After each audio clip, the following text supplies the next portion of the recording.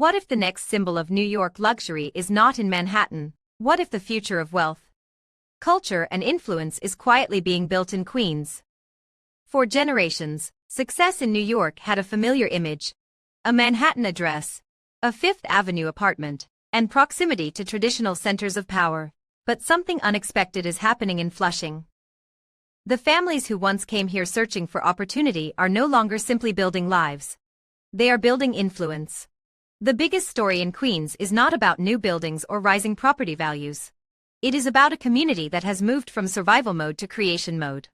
The first generation arrived with little more than ambition. They opened restaurants, grocery stores, medical practices, and family businesses. They worked long hours, sacrificed personal comfort, and invested everything into their children's future. Their dream was simple: give the next generation more choices. Now something surprising is happening. The children and grandchildren of those immigrants are returning to reshape the very communities their families built. They are not trying to escape their roots. They are turning those roots into an advantage. A small family business becomes a brand. A neighborhood connection becomes a business network. Cultural knowledge becomes a form of capital. This is the part many people underestimate. The next generation of wealth will not only be measured by bank accounts, luxury cars, or expensive addresses. It will be measured by influence, relationships, creativity, and the ability to connect different worlds. For Chinese American entrepreneurs, identity is becoming a competitive advantage. The ability to understand multiple cultures, languages, and markets is no longer something to hide. It is a superpower. The old definition of luxury was about separation. The new definition of luxury may be about connection. The most valuable communities of the future may not be the ones where everyone already has wealth. They may be the ones where ambitious people are still creating it. Manhattan has prestige. Queens has momentum. Manhattan represents established power.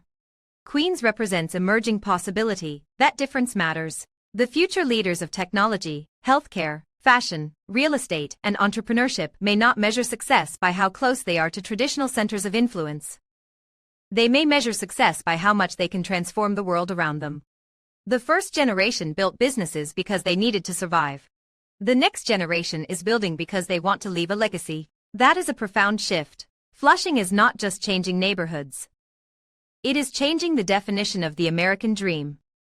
The next generation of Chinese American success may not be about becoming less connected to where they came from. It may be about proving that where you come from can become your greatest source of power. Because the future of luxury is not always where wealth has already arrived. Sometimes, it is where the next generation is brave enough to build it.